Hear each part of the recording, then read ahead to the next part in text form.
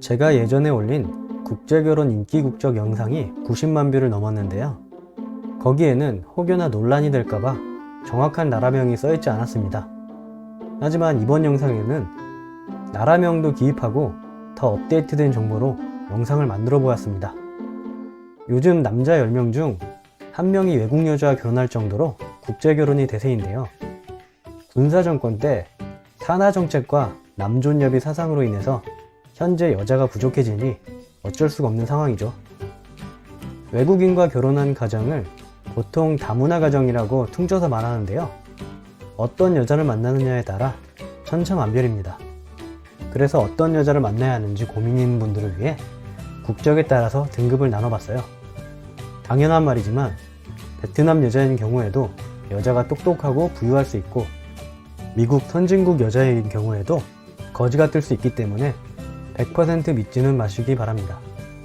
일반적으로 이렇다 정도니 그냥 재미로 봐주셨으면 합니다. 우선 1등급에는 이런 국적이 포진되어 있어요. 스위스, 노르웨이, 덴마크, 스웨덴 등 북유럽 국가가 대부분입니다. 아마 주변에 이런 나라 여자들과 결혼한 남자는 쉽게 못 보셨을 거예요. 왜냐하면 1인당 국민소득이 1억 가까이 하는 나라들이다 보니 평범한 한국 남자랑 결혼할 이유가 별로 없어요. 결혼해서 이 나라 국적을 따면 자녀 대학 교육이라든지 의료 서비스가 거의 무료입니다. 특히 스위스는 세금이 30%로 적은 편이기 때문에 높은 세후월급으로 윤택한 생활을 누릴 수 있습니다. 또 북유럽 국가들 대부분은 자식 군대 보낼 걱정도 안 해도 돼요. 한국은 20, 30년 뒤 얼마 안가 국민연금이 고갈된다고 하고 그 쥐톨만한 연금조차 혹시나 이혼하면 배우자와 반띵해야 되는데요. 북유럽 여자와 결혼하면 여유로운 복지제도 아래서 아무 걱정 없이 노후를 편히 보내실 수 있습니다. 2등급은 이런 나라들이 있습니다. 미국, 프랑스, 스페인, 독일, 일본, 싱가포르 등인데요. 2등급까지는 그래도 결혼 잘했다는 소리를 많이 듣는 편입니다. 서구권을 좋아하시면 미국이나 서유럽 여자를 택하시면 되고 아시아권을 좋아하시면 일본이나 싱가포르를 선택하시면 돼요. 물론 그만한 능력이 있으시면요. 홍콩 여자도 괜찮은데 중국 옆에 있다 보니 변수가 많아 배제했습니다.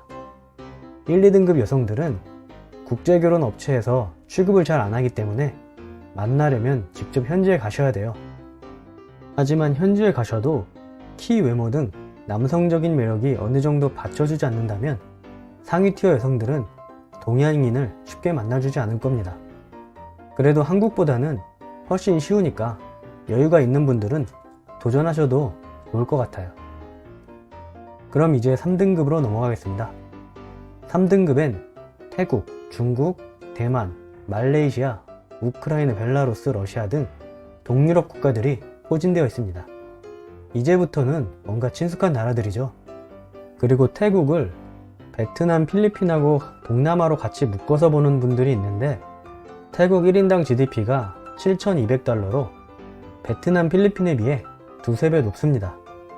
제가 예전에 태국 파견 나가서 8개월 살았었는데 웬만한 여자들 다 차 한 대씩 있더라고요.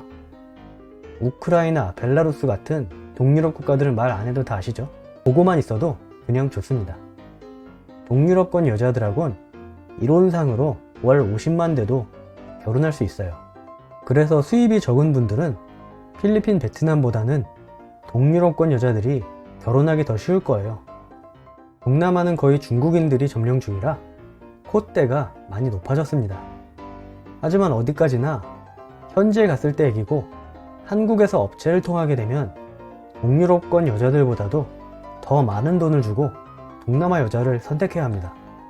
진짜 요즘처럼 동남아 여자들 콧대가 높아진 시점에 2세를 위해서라도 웬만하면 중앙아시아나 유럽권 여자와 혼인하시기 바라겠습니다.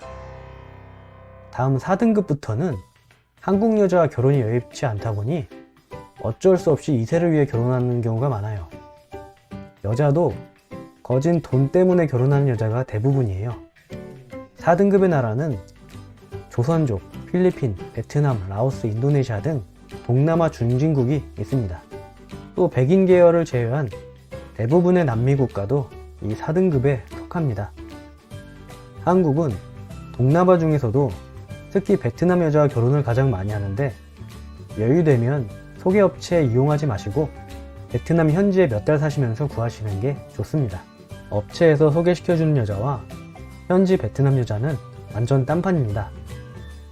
베트남 여자가 동남아에서 가장 한국 스타일이 많고 이쁜데도 불구하고 업체에서 소개시켜주는 나이도 많고 한참 망가진 여자와 결혼하는 한국 남자들 보면 안타깝습니다. 업체에서 소개시켜주는 필리핀 여자의 경우에는 더 심각한데요.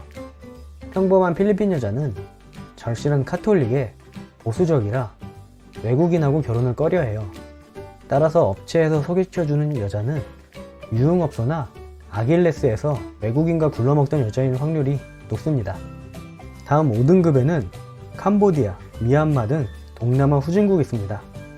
어떻게 보면 4등급과 비슷해 보이지만 동남아 국가 중에서도 형편이 어려운 국가들입니다. 4등급과 다른 점은 필리핀, 베트남은 그래도 인프라가 어느 정도 갖추어져 있는 국가라 현지에서 살 수가 있는데, 이 나라들은 인프라가 거의 없어서 여기서 살 수가 없어요. 위급한 병에 걸렸거나 사고 나면 갈 병원도 수도의 푸놈펜 양분병원 말고는 마땅히 없어요. 그래서 어쩔 수 없이 한국에서만 사셔야 됩니다. 캄보디아 같은 경우는 예전에 킬링필드라고 자국민 수백만 명을 생으로 죽여서 사람 자체가 별로 없어요. 이렇게 1등급에서 5등급까지의 나라를 살펴봤는데요.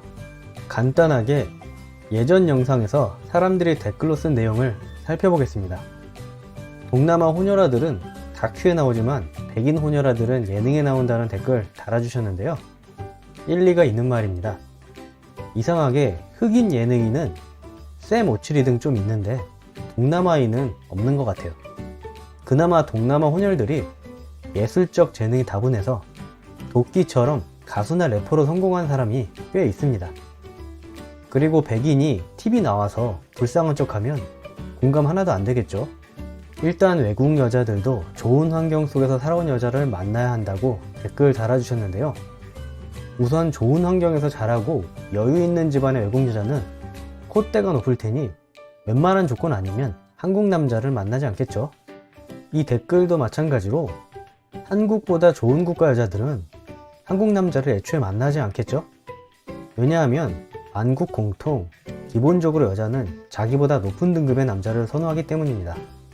그리고 한국 여자는 몇 등급이냐고 댓글 달아주셨는데요.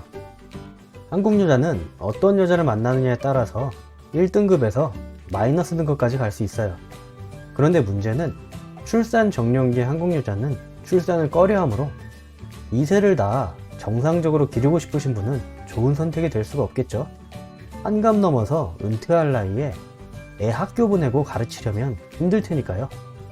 어쨌든 이 등급은 일반적인 것을 나타내는 것이지 사람마다 다르니까 가볍게 참고만 하셨으면 좋겠습니다.